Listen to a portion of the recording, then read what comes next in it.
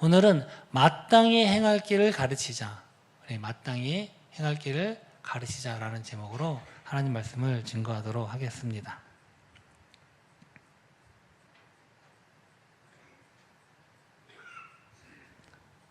혹시 나옵니까? 아직 안 나와요? 네. 잠깐.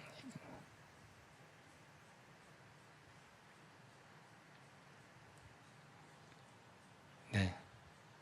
NG가 났네요.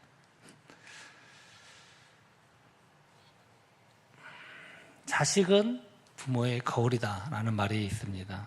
이 말씀에는요, 이 부모의 유전자를 받고 태어난 아이이기 때문에 분명히 생김새 이런 건요 닮았을 것입니다. 또 이런 뜻도 있지만 또 다른 한편엔 성격이나 행동도 비슷하다 이런 의미도 있습니다. 그러나 사실 행동과 습관은요 유전적으로 닮는 부분도 있습니다. 뭐 잠버릇 같은 건요 정말 똑같다고 이야기를 하더라고요.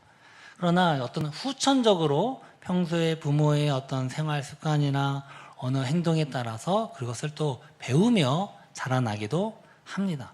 그래서 그런 말도 있죠. 그 자녀를 보면 그 부모를, 그 가정을 알 수 있다. 그런 말도 아마 그래서 나온 것 같습니다. 물론 100%는 아니에요. 실제로 자녀가 그 부모의 어떤 나쁜 어떤 습관이나 행동을 배울 확률이요. 실제로 조사를 해보니까 50% 정도라고 합니다. 예를 들어서 아버지가 알코올 중독이에요. 그러면 자녀가 알코올 중독이 될 확률이요. 50%라고 합니다. 왜냐면요. 그것을 보고 나는 절대로 저렇게 하지 않겠어. 라고 하는 것을 어떤 교훈으로 삼는 사람이 있는가 하면 자기가 그것이 나쁘다고 알면서도 자기도 모르게 그것이 몸에 습득이 돼서 따라하게 되는 경우가 있더라는 것입니다. 그래서 제가 예전에 한번요, 이거 같은 본문으로요, 자녀는 부모의 거울이다 이런 제목을 한번 설교한 적이 있습니다. 오늘은 조금 그 이제 주제 관심을 좀 바꿔서 자녀에게 마땅히 행할 길이 무엇인가, 가르쳐야 할 행할 길이 무엇인가를 가지고 한번 말씀을 전해하려고 합니다. 우리 본문을 한번 다시 한번 살펴보도록 하겠습니다. 잠언서 22장 6절입니다. 마땅히 행할 길을 아이에게 가르치라. 그리하면 늙어도 그것을 떠나지 아니하리라. 여기서 마땅히 행할 길이란 무엇을 의미하는 것일까요? 이것은요, 우리가 잠언서 22장을 한번 살펴봐야 되는데, 한번 그 전에 한번 전전절 4절 한번 읽어보도록 할까요? 겸손과 여호와를 경외함의 보상은 재물과 영광과 생명이니라 이렇게 말씀합니다. 그래서 여기서 얘기하는 건요, 겸손과 여호와 하나님을 경외하는 것입니다. 이걸 좀 더 줄이면 어떻게 됩니까? 바로 여호와 하나님을 경외하는 것. 근데 지금 겸손과 함께 이야기를 하고 있는데요, 그 이유가 있습니다. 사실 여호와를 경외하는 것은요, 이 잠언서의 전체의 주제이기도 합니다. 물론 잠언서뿐만 아니라 성경 곳곳, 특별히 구약 성경에는요, 곳곳에 여호와를 경외하는 것에 대해서 많이 이야기를 반복해서 하고 있습니다. 그래서 잠언서 9장 10절에 보니까요, 함께 읽어볼까요? 여호와를 경외하는 것이 지혜의 근본이요 거룩하신 자를 아는 것이 명철이니라. 이 부분 말고도 굉장히 많은 곳에서 여호와를 경외하는 것이 지혜의 근본이요, 지식의 근본이요, 우리 생명이요, 막 이렇게 많이 이야기를 하고 있습니다. 그렇다면 여호와를 경외하는 것은 무엇입니까? 우리가 오늘날 우리가 교회에서 이야기하는 건 우리가 믿는다라는 표현이에요. 우리가 이것을 동일하게 생각합니다만 실제로는 그 어원적으로는 좀 차이가 있습니다. 원래 이 경외라는 말은요, 어원적으로는요, 두려움이라는 말로부터 시작되었습니다. 이 히브리어의 이라흐라고 하는 단어로부터 나온 말인데, 경외가 두려움이라는 뜻이에요. 그래서 영어 성경은요, fear로 번역을 하고 있습니다. 즉, 하나님 앞에서 그 말씀을 두렵고 떨리는 마음으로, 겸손한 마음으로 받고 순종하는 것이다. 그런 의미가 있는 것입니다. 근데 우리가 여호와의 말씀, 여호와를 경외하는 것, 근데 사실 구체적으로 우리가 잘 떠오르지 않죠. 그래서 주신 것이 율법이에요. 그래서 성경에 보면요, 그 율법에는요, 그 유대인들은 613가지의 하라와 하지 말라는 것을 구분해서요, 율법으로 그들이 그것을 따르고 있습니다. 그런데 그것을 또 이 613가지의 율법을 압축한 게 뭘까요? 바로 우리가 알고 있는 십계명이라는 것입니다. 그래서 최소한 믿는 자들에게 마땅히 행해야 할 길은 무엇이냐라고 하면 저는 분명히 이게 바로 주님께서 우리에게 주신 말씀 십계명이다라고 할 수 있을 것 같습니다. 그래서 사실 기독교인들이 볼 때, 아니 우리뿐만 아니죠, 세상 사람들이 볼 때 이 십계명은요 언제 주신 겁니까? 최소한 3,000년 전이에요. 뭐 학자에 따라 더 다릅니다. 뭐 3,500년 뭐 그 전에 이야기도 합니다만 굉장히 오래된 법령이에요. 그런데 우리가 주의 말씀을 따르고 있는 것입니다. 왜요? 우리는 믿는 사람이니까. 한번 그러면 십계명 여러분 다 아시는 줄 알지만 그래도 한번 다시 읽어보도록 하겠습니다. 1계명 너는 나 외에 다른 신을 내게 두지 말라. 2계명 너를 위하여 만들지 말라. 3계명 너는 내 하나님 여호와의 이름을 망령되게 부르지 말라. 4계명 안식일을 기억하여 거룩히 지키라. 여기가 이제 전반부가 되고요. 후반부를 보면요. 5계명 내 부모를 공경하라. 6계명 살인하지 말라. 7계명 간음하지 말라. 8계명 도둑질하지 말라. 9계명 내 이웃에 대하여 거짓 증거하지 말라. 10계명 내 이웃의 집을 탐내지 말라. 그래서 1계명과 4계명까지는요 하나님과 사람의 관계에 대해서 법을 명시한 것이에요. 그래서 우리가 영적이고 어떤 종교적이고 그런 것들과 관계가 있다면 5계명부터 10계명은요 사람과의 관계에 대한 법입니다. 그래서 그 당시에 이 이스라엘 백성들에겐 사회법이라고도 불려졌습니다. 그래서 사실 오늘날 우리에게뿐만 아니라 믿지 않는 사람에게도 특별히 이 5계명부터 10계명은요 그래서 어떤 종교적인 특성이 아니라 어떤 일반적인 우리가 삶에 있어서의 어떤 관계에 나타나는 중요한 원리이자 법칙이기 때문에 지금도 여전히 유효합니다. 무슨 말입니까? 너무나 당연한 것만 모아놓았다라고도 평가할 수 있을 것 같습니다. 물론 성경에 보면요, 물론 이것 말고도 더 엄격한 말씀도 있어요. 마태복음 5장 43절이나 44절에 보면요, 원수를 사랑하라. 예수님께서 말씀하신 거예요. 거기는 너희가 이웃은 사랑하고 원수는 미워하라는 말을 들었으나라고 얘기합니다. 그러니까 율법에는요 원수를 사랑하는 말은 없다는 거예요. 그러나 예수님은요 심지어 원수도 사랑하라고까지 말씀을 하고 있습니다. 근데 사실 이건요 쉬운 일은 아닌 것 같습니다. 그래서 저는 그래도 최소한 우리가 믿는 자들이 그래도 최소한으로 마땅히 해야 할 게 무엇이냐, 십계명은 해야 된다라고 그렇게 생각하고, 그거는 모든 신학자들도 동일하게 이야기를 하고 있습니다. 그래서 다른 말로는 뭐 자연법이다, 모든 인간의 내면에 이것을 새겨놓은 양심의 자연법이다, 이렇게까지 십계명을 표현하기도 합니다. 그래서 보통 학교에 가면요, 뭐 정체성 특성에 맞게 교육 목표로 또 하나를 중요하게 생각해서 슬로건을 내거는 것이 있지 않습니까? 학급마다 뭐 급분이 있고 또 가정마다 가운이 있습니다. 제가 대학 다닐 때 제가 인상 깊었던 일은 배워서 남주자 뭐 이렇게 들었던 것도 기억이 납니다. 사실 저희 집은요 뭐 특별히 가훈은 없습니다. 저는 우리 집 가훈은 십계명이다 이렇게 제 속으로 생각을 하고 있습니다. 그러나 아직 우리가 아이들이 어리기 때문에 이 십계명 중에서도 특별히 이제 아이들에 맞춰서 거짓말을 하는 것에 대해서 뭐 어떤 변명이든 뭐든 생활 속에서 나타나는 거짓말에 대해서 굉장히 엄격하게 교육을 하고 있는 편입니다. 사실 말하는 것, 특별히 거짓말하는 것도 어떻게 보면 좀 습관이거든요. 그래서 한번 이게 습관되면 잘 못 고쳐요. 뭐 하든지 다 변명하려고 하고 없는 말을 만들어내고 과정하려고 하고. 그래서 이것은 좀 어렸을 때부터 교육시켜야 된다라고 제가 그런 생각을 좀 강하게 가지고 있었습니다. 그래서 우리 아이들이요 거짓말하는 것이 매우 나쁘다고 인식을 하고 있어요. 그러다 보니까 오히려 이게 좋은 것처럼 저는 느껴졌는데 그래서 더 거짓말하는 경우도 있어요. 그런가 하면 반대로 부작용도 있더라고요. 어떤 부작용이냐? 아이들이 넷이다 보니까 이제 함께 놀 때는 정말 재밌게 놉니다. 그러다 보면 또 재밌게 놀면 아이들이 넷이니까 문제가 터져요. 사고도 납니다. 그리고 누군가는 실수하고 문제를 일으켜요. 그러면 어떻게 되느냐? 꼭 그럴 때 누군가가 저희에게 부모에게 와서 일러 바치는 거예요. 엄마 누가 이렇게 했어요. 엄마 누가 이렇게 했어요. 그러면 사고 친 아이 입장에서는 어떻게 합니까?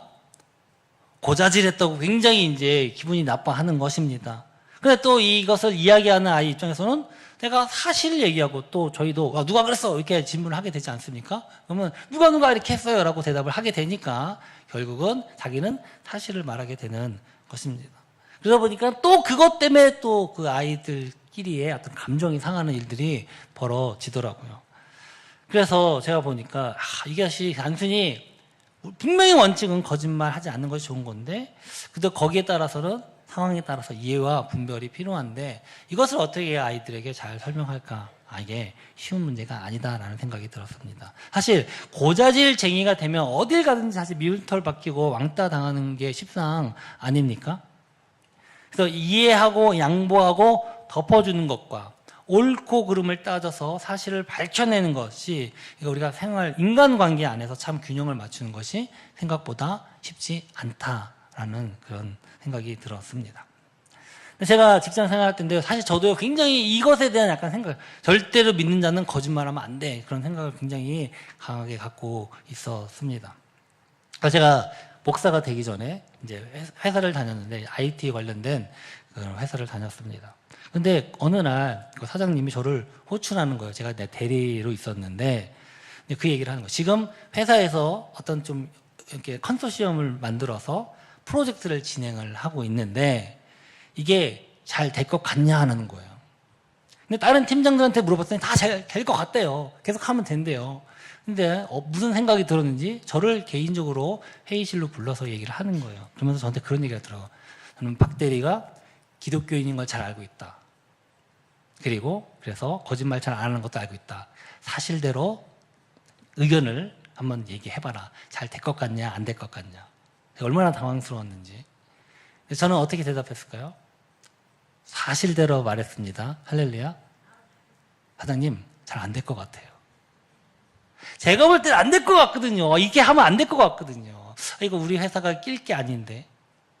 사실대로 얘기를 했습니다. 그러더니 약간 놀라는 듯 그래? 알았어. 나가봐요. 그러더라고요. 그리고 일주일 있다가 이제 사람들 다 모으고 발표를 했어요. 우리 회사는 그 프로젝트를 안 하기로 했다. 취소했다. 그리고 나서 제가 좀 힘들었어요. 야, 네가 뭔데 팀장도 괜찮다는데 왜 네가 그렇게 얘기를 하냐? 막 이러면서 굉장히 좀 약간 이제 뭐 이렇게 대놓고는 아니지만 그런 눈총을 좀 받았습니다. 그런데 3개월 후에 실제로 그 해당 프로젝트가 어그러진 거예요. 거기에 돈 투자하고 막 했던 회사들이 손해를 보고 우리는 미리 발을 뺐기 때문에 그렇게 손해를 보지 않게 되었다라는 그런 이야기를 제가 들었습니다. 그래서 제가 좀 다행이다 싶었습니다. 근데 그 다음에 곤란한 점이 하나 생겼어요. 이 사장님이 자꾸 뭔가 곤란한 게 있으면 저한테 와서 질문하는 거예요. 박 대리 생각할 때는 어떤 것 같아? 그래서 굉장히 이걸 어떻게 해야 되나 좀 곤란했었던 적이 있습니다. 그래도 사실 우리가 진실이 밝혀짐으로 좋은 결과가 나오면 그래도 우리가 감당할 수 있고 좋습니다. 그런데 진실을 이야기했는데 상황이 더 안 좋아지는 경우라면 어떨까요? 저희 아내가요, 가끔 저에게 와서 이렇게 얘기를 해요. 뭐 옷을 새로 했는데, 뭐를 했는데, 뭐 이쁘냐, 안 이쁘냐, 이렇게. 요즘 잘 물어보지도 않지만. 사실 저는요, 원래는요, 그냥 있는 그대로 대답해요. 별로 아닌 것 같아. 직설적으로. 좋으면 좋다. 나쁘면 나쁘다. 뭐 그렇게 얘기하는 주의입니다. 그냥 원래 목사가 되기 전까지만 해도 항상 진실한 것이 좋지 않냐, 이렇게 생각을 했었거든요. 근데 사실 그렇게 얘기하면 오히려 기분이 안 좋아지죠. 잘 어울리지 않는 것 같아. 그러면 뭔가 표정이 안 좋습니다. 그래서 다음번에는 무조건 잘 어울린다고 얘기하자. 또 그렇게 해서 잘 어울려 그랬더니 또 거짓말하는 것 같아요. 뭐 영혼이 없는 말. 제가 얼굴하고 표정 관리를 잘 못하다 보니까 그렇게 이제 오해를 받는 것 같습니다. 그래서 제가 이제 청년부 사역할 때도 청년들의 그런 이야기를 좀 들었었습니다. 제가 얼마 전에요, 우리 쌍둥이 딸에게 한 명이 저에게 이런 질문을 했어요. 아빠, 하얀 거짓말을 해본 적이 있어요? 그러는 거예요. 하얀 거짓말. 제가 순간 당황했습니다. 하얀 거짓말? 알고 봤더니 이게 선의의 거짓말을 의미하는 것 같아요. 그래서 저는 저 아이들도 그래요. 저보고 아빠 T예요? 그래요. 여러분 T 뭔지 아십니까? MBTI T. 사실만 얘기하는 사람. 객관적으로. 근데 그런 의미인데 그렇게 보였나 봐요. 제가 순간 당황했습니다. 하얀 거짓말? 선의의 거짓말. 의사가 3개월밖에 못 산다고 이야기를 들은 그 가족이 환자에게 전달할 때 의사 선생님이 조금만 견디면 나을 수 있대 라고 말하는 것이 거짓말입니까? 아닙니까? 포수에게 쫓기는 사슴을 숨겨주고 다른 길로 갔다고 알려준 나무꾼은 잘못된 겁니까? 잘못된 것이 아닌 것입니까? 여러분, 직설적으로 선의의 거짓말은 해도 됩니까? 안 됩니까? 아무리 좋은 목적이라도 믿는 사람의 거짓말하면 되면 안 됩니까? 됩니까? 안 됩니까? 네. 사실 우리 9계명 아까 읽었죠? 거짓 증거하지 말라. 이것은 어기는 겁니까? 아닙니까? 결론부터 말씀드릴게요. 이것은 9계명을 어기는 것이 아닙니다. 쫓기는 정탐꾼을 집에 숨겨놓고 다른 곳으로 도망쳤다고 거짓말로 병사들을 따돌린 사람이 있어요. 라합이라고 하는 여인이에요. 그건 대놓고 거짓말을 했어요. 절로 갔다고. 그리고 그건요, 또 어떻게 보면 자기의 소속되어 있던 그 여리고성이라는 것을 반역하는 일이기도 했습니다. 그런데 그 여리고성이 무너졌을 때 하나님은 그와 그 가정을 구원하셨습니다. 근데 간단히 구원하셨을 뿐만 아니라요, 그건 이방인인데요, 놀랍게도 예수님의 족보에 그 이름이 올라가는, 사실 굉장히 천한 여인이었거든요, 직업적으로도. 그런데 그 이름이 올라가는 영광을 얻게 되었다라는 것입니다. 그렇다면 이 9계명의 의미가 무엇인가? 한번 출애굽기 20장 16절인데 한번 함께 읽어보겠습니다. 내 이웃에 대하여 거짓 증거하지 말라. 이거 두 가지로 크게 나눌 수 있는데 먼저 한번 거짓 증거에 대해서 말을 해볼까요? 거짓 증거. 이 거짓 증거는요, 우리가 일상생활에서 하는 그런 거짓말하고는 약간의 다른 의미가 있습니다. 정확히 얘기하면요, 여기서 말하는 이 거짓 증거는요, 법정 용어예요. 즉, 법정 용어로서 법정에서 거짓으로 증거하지 말라는 것입니다. 실제로 이 증거하다는 말의 히브리 원어를 보면요, 아나라고 하는 동사인데 이게 고소하다, 고발하다는 뜻을 가지고 있습니다. 그렇기 때문에 이 법정에서 거짓말로, 거짓 증언으로 고소하거나 고발하지 말라는 것입니다. 사실 요즘이야 CSI 과학수사대도 있고 그게 발전했기 때문에 사람의 증언뿐만 아니라 여러 가지 증거들을 통해서 유죄를 입증하는 경우가 참 많습니다. 그러나 고대의 대부분 그런 게 어디 있습니까? 대부분은요, 사람의 증언에 의존을 했었던 것입니다. 그래서 율법은요, 절대로 한 명의 증언으로는요, 사람을 처벌할 수 없게 했습니다.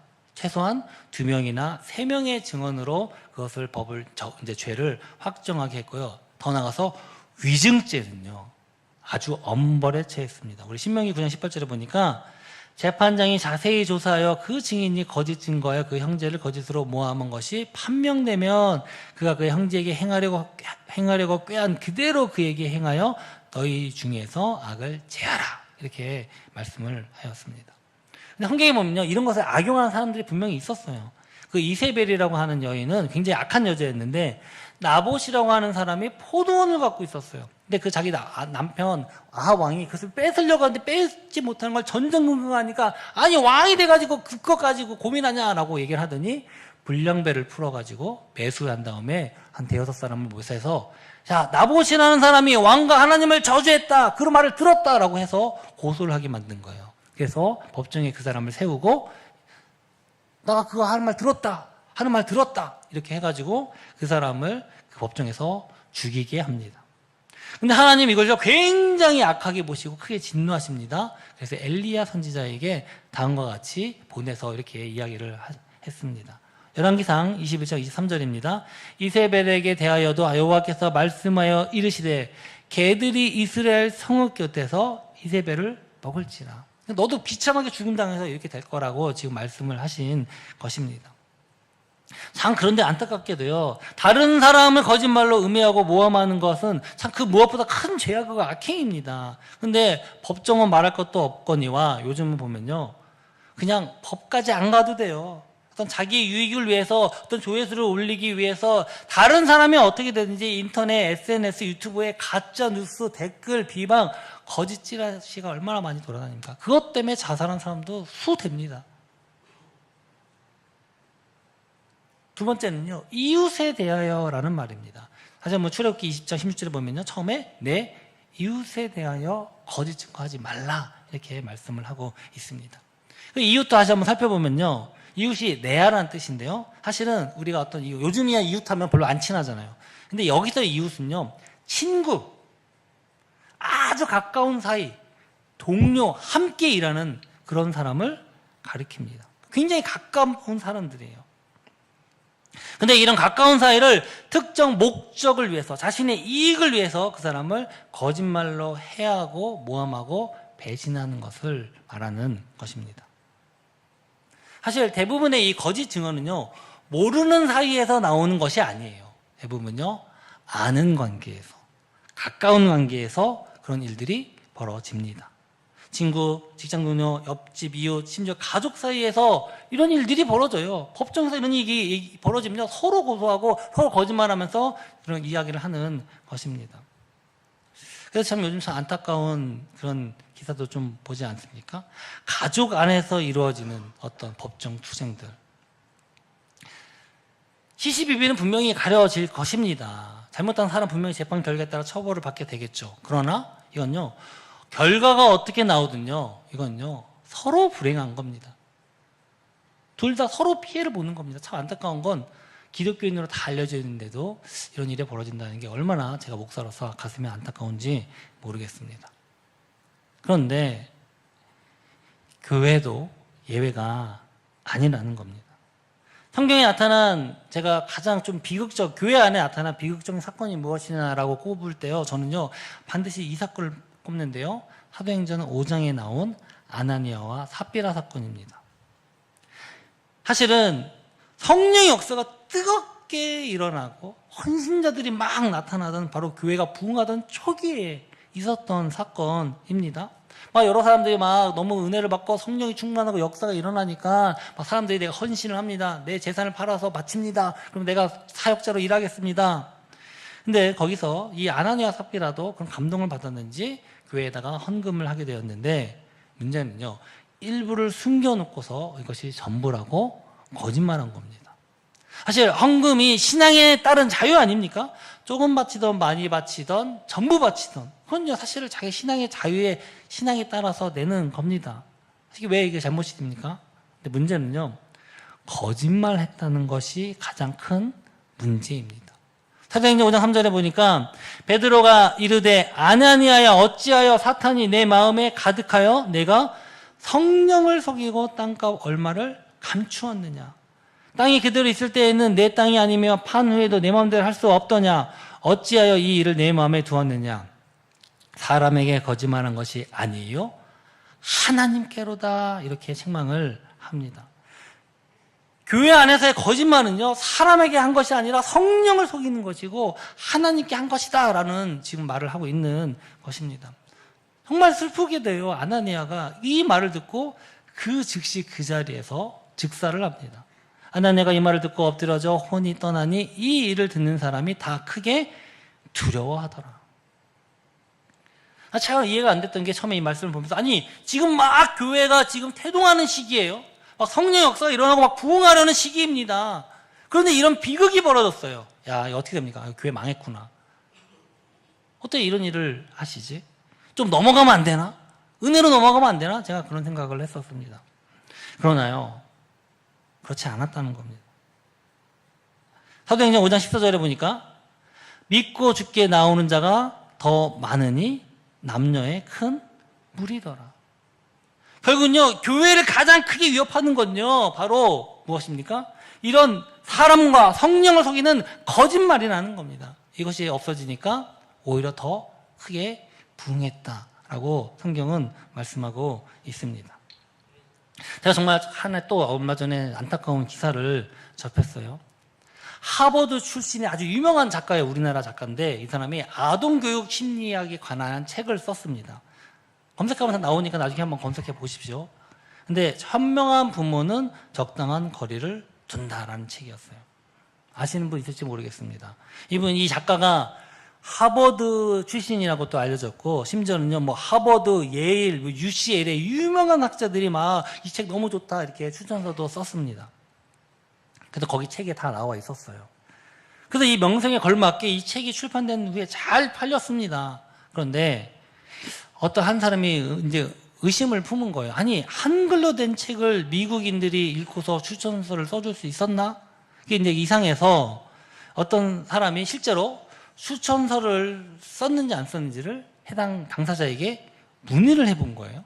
문의를 해봤더니 나는 그 사람이 누군지도 모르고 그런 추천서를 써준 적이 없다라고 이야기를 한 거예요. 심지어는 이것 때문에 이게 어떻게 된 거냐 막 난리가 났죠. 그리고 나서 조사를 해봤더니 이 사람이 하버드 출신도 아니었더라. 그냥 거짓으로 한 것입니다. 그래서 뭐 책이 환불이 되고 책이 이제 폐간이 되고 막 이렇게 이런 일이 벌어졌습니다. 얼마 안 된 일이에요. 근데 더 여기서 종결되는 줄 알았는데 며칠 후에 그 작가가 죽었다는 소식이 기사에 났습니다. 기사의 사망 원인은 나와 있지 않지만 다 사람들이 추정을 하더라고요. 자살이 아니었을까. 정말 슬픈 건요. 기사에 나와 있지 않은데 제가 다른 이야기를 들어봤는데 이 사람도 믿는 신앙인이었다는 거예요. 뭐 인스타를 통해서 막 알려진 거에 의하면. 지금은 다 폐쇄가 돼서 아마 없을 겁니다. 참 이야기를 들으면서 왜 이분이 이런 드러날 거짓말로 왜 사람을 속였을까? 무엇이 이분을 이렇게 속이게 했을까? 더 나아가서 왜 무엇이 그분을 죽음으로 내몰았을까? 참 너무나도 안타깝더라고요. 오늘 본문을 다시 한번 읽어보겠습니다. 잠언서 22장 6절입니다. 마땅히 행할 길을 아이에게 가르치라. 그리하면 늙어서 그것을 떠나지 아니하리라. 아이를 정말 가르치면 여러분 늙어서 그것 떠나지 않습니까? 여러분 경험성 어떻습니까? 이걸 이렇게 잘 가르쳤는데 그 아이들이 평생 그대로 합니까? 제가 보면요, 제가 어렸을 때 배웠던 여러 가지 지식, 정보 이런 것들이요, 지금 유효하지 않는 것 같아요. 너무나 시대도 많은 게 변하고요, 너무 빨리 변합니다. 그래서 요즘 얼마나 신과 구의 세대에 이 격차가 큽니까? 어머니 요즘은 그렇게 아이를 안 키워요. 옛날엔 다 그렇게 키웠지만. 그래도 분명히 어르신들의 지혜가 있지만 참 많은 것들이 변해 있습니다. 그런데 여기서 가르치다는 의미를 한번 더 살펴보면요, 히브리어로 체나크라고 이야기를 하는데 이건요, 원뜻이 뭡니까? 원뜻이 헌신하다는 뜻이에요. 그 다음에 dedicated, 훈련하다, 트레이닝. 이게 원래 더 많이 사용되는 뜻입니다. 즉 체험에서 완전히 몸으로 체득하게 하라는 겁니다. 그래야 늙어서도 떠나지 않게 된다라는 말이에요. 우리는 말에도 이런 말이 있습니다. 3살 버릇 80까지 간다. 사실 똑같은 의미입니다. 마땅히 행해야 할 옳은 일은 어렸을 때부터 습관으로 체득해야지만 늙어서도 떠나지 않는다라는 거예요. 또 재밌는 건요, 이 체나크라는 말의 어원이 입이라는 말에서 나왔어요. 말하는 거, 어떻게 말하느냐, 이런 것들이 습관화가 되는 것으로부터 나온다, 그런 의미도 있는 것입니다. 여러분, 어떻게 어린 아이들이 이 몸으로 체득합니까? 말로 이래라 저래라 말로 가르치는 걸로 됩니까? 여러분 진짜 이거 안 됩니다. 제가 해봤어요. 제가 몇 번 말씀드렸지만 우리 아이들이 그렇게 뛰어요. 이게 얼마나 힘든지 몰라요. 그래도 뛰지 말아라, 때리고 뭐 해도 뛰더라고요. 어떻게 해야 할까? 어떻게 습관들일까? 그게 제일 큰 우리의 고민이기도 합니다. 근데 결국은요, 부모와 함께, 부모가 먼저 말을 보이고 행동을 보이고 그것을 함께 해야 돼요. 계속 끝까지. 그래서 어렸을 때부터 몸으로 습관화되고 체득할 수밖에 없는 것입니다. 부모가 가정에서 쉽게 거짓말하면요, 당연히 자녀들도 쉽게 거짓말을 할 수밖에 없습니다. 또 부모들이 집안에서 말을 험하게 하고 욕을 하면요, 당연히 자녀들도 그렇게 말을 험하게 하고 욕을 할 수밖에 없어요. 왜요? 그것이 계속 반복되니까. 결국 어쩔 수 없이 몸으로 배워서 습관화가 되는 것입니다. 사랑하는 성도 여러분, 여러분은 여러분의 모습이 여러분의 가정에, 여러분의 손주 안에서 어떤 모습으로 보이고 있습니까? 더 나아가서 교회 안에서 여러분의 모습이 우리 미래 세대들, 우리 아이들에게 어떠한 신앙인의 모습으로 보이고 있습니까? 제가 오늘은 좀 저의 가정 이야기가 많네요. 이해해 주십시오. 주제가 주제인 만큼. 제 6살 막내 아들에게 참 내가 너무나 감동되는 말을 들었습니다. 막내가 이제 막 뭐 커서 뭐 하자 이런 얘기 나오다가 막내가 자기가 나중에 커서 돈을 보면 아빠를 준다는 거예요. 할렐루야. 아닙니까? 아빠를 막내 6살이에요. 6살. 아직 아무것도 모르는 잘. 아, 내가 열심히 한 보람이 있구나. 이렇게 생각을 했어요. 그래서 옆에 있는 이제 저 아내가 물어봤죠. 야, 그럼 엄마는? 했더니 엄마는 안 줘. 그러는 거예요. 얼마나 충격을 받았습니까? 저희 아내가 충격을 받았겠어요. 평생 맨날 엄마한테 뭐 해줘 막 그러는데 저는 바빠서 잘 못 보니까. 그랬더니 얼마나 아내가 왜 엄마는 안 주는데? 이렇게 물어봤더니 막내가 하는 말. 내가 엄마 지갑 가방에서 돈 있는 거 봤어. 엄마는 돈 있는 거 봤다는 거니까 줄 필요 없다는 거죠. 근데 아빠는 돈 있는 걸 못 봤다는 거예요. 그래서 준다는 거예요. 네. 할렐루야. 네. 사실요, 저도 지갑도 없어요. 저는요, 카드 씁니다. 근데 그 내막을 잘 모르니까 아이들 보기에는 이제 그렇게 보인 것입니다. 제가 처음에는요, 이것을 굉장히 재밌는 해프닝이다라고 생각을 했었어요. 근데 제가 시간이 지나면서 이거 생각을 되게 곱씹어 보게 되었는데, 마냥 웃을 일만은 아니구나. 왜요? 아이들이 안 보는 것 같아도 다 보는구나. 사실 진실은 아이들이 압니까? 모르죠. 그냥 우리가 드러나는 것, 자기 눈앞에 보이는 것만 받고 생각하고 판단하는 거예요. 여러분 지금 행동하는 거 하나하나 다 보고 있습니다. 다 생각합니다. 그리고 그것을 배웁니다. 제가 옛날에 아이들한테 가끔 가다가 이렇게 얘기를 하다 보면은 저희 아내랑 이야기를 하다 보면 싸우는 게 아닌데도 소리가 커질 수가 있잖아요. 엄마 아빠 싸워요? 그래요. 아니야, 이게 왜 싸우는 거야? 이렇게 얘기를 합니다. 그런데 사실 속사정을 모르니까 그렇게 얘기를 하겠죠. 근데 보여지는 것도 너무 중요하구나. 그 아이들이 아직 그 속사정 어떻게 합니까? 그런 아이들이 보는 것만 갖고 얘기해. 소리가 커지네? 엄마가 화를 내는 것 같네? 아직 아이들에게는 속사정을 모르니까 보여지는 것만 판단하는 거예요. 야, 보여지는 것도 중요하다. 사랑하는 성도 여러분, 저는 여러분들이 여러분의 자녀와 손주들에게 최고의 모델, 최고의 스승이 되길 주의 이름으로 소망합니다. 여러분들이 우리 교회의 미래 세대에게, 우리 청년들에게 정말 내가 정말로 저 부분을 보면 내 신앙을 내가 저렇게 배워야겠다 라고 고백되어지길 주의 이름으로 소망합니다. 그것이 계속 보아짐으로 몸이 체득하면요, 결코 우리의 자녀들이, 미래 세대들이 주님을 떠나지 않게 된다는 겁니다. 여러분, 정말 여러분들의 모습이 가장 우리 미래 세대와 우리 아이들에게 본받기 원하는 그러한 가장 좋은 스승이 되길 주의 이름으로 소망합니다. 이 은혜와 복이 저와 여러분과 함께하길 주의 이름으로 우리 축원합니다. 우리 함께 일어나셔서 우리 함께 좀 결단하며 찬양했으면 좋겠습니다. 주님, 내가 먼저 마땅히 해야 할 길이 무엇인지를 알고 그것을 먼저 우리가 행하기를 소망합니다. 우리들의 자녀들이, 미래 세대들, 우리 청년들에게 정말 믿음의 먼저 선배로서 부끄러움이 아닌 자랑과 존경과 그들의 영적인 멘토가 될 수 있도록 하여 주시고, 그로 인해서 우리의 가정과 교회가 신앙의 든든함으로 세워지게 하여 주시옵소서. 이렇게 고백하고 결단하면서 우리 516장 한 손과 우리 오랜 길 따르라 이렇게 한번 힘차게 선포하며 우리 봉헌하겠습니다.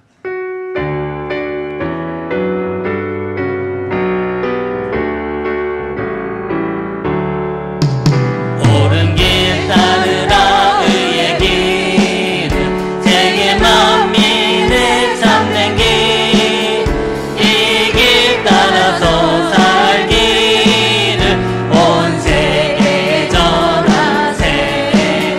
만 백성이 나갈 길, 온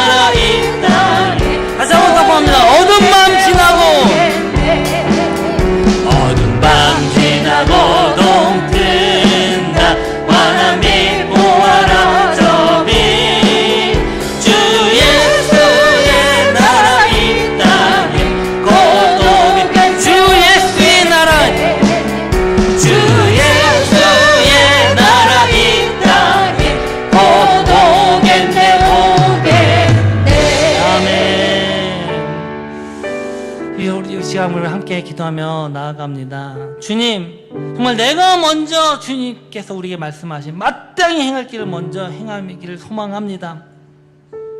주님, 우리의 자녀들에게, 우리 미래 세대들에게, 우리 손주들에게 정말 마땅히 행할 길을 내가 먼저 그와 함께 행하며 함께 가르치며 함께 그 마음 가운데 또 몸으로 그것을 습득하며 습관화가 되기를 원합니다. 그래서 그것이 정말 우리 부모님, 우리 교회, 우리 장로님, 우리 권사님, 집사님을 보면 내가 정말 저렇게 신앙생활을 하고 싶다. 그것으로 인해서 그 신앙과 믿음의 성숙함이 결코 그들이 떠나지 않게 하여 주시옵소서. 우리 고백하면서 우리가 주여 한번 부르짖고 기도하며 나아갑니다. 주여!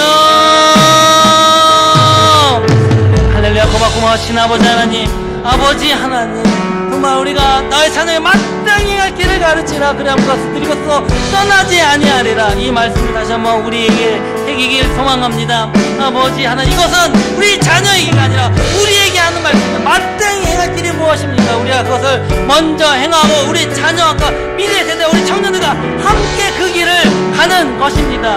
아버지 하나님, 오늘 우리 앞에 나와서 기도하님, 우리의 연약함, 부족함이 있습니다. 그 모든 것을 다 아시고 그럼에도 불구하고 우리를 주님의 자녀 삼아주시고 여기까지 인도하셨으니 그 은혜 가운데 우리가 잊지 않게 하시고 주님께 우리에게 보여주신 마땅히 행할 길들이 무엇인지 다시 우리가 분별하게 하시고 그것을 통해서 우리 미래의 자녀들과 우리의 손주들과 미래 세대와 함께 동행하며 나아감을 말미암아 우리의 가정이, 우리의 교회가 이름 위에서 신앙 위에서 굳건히 세워지게 하여 주시옵소서.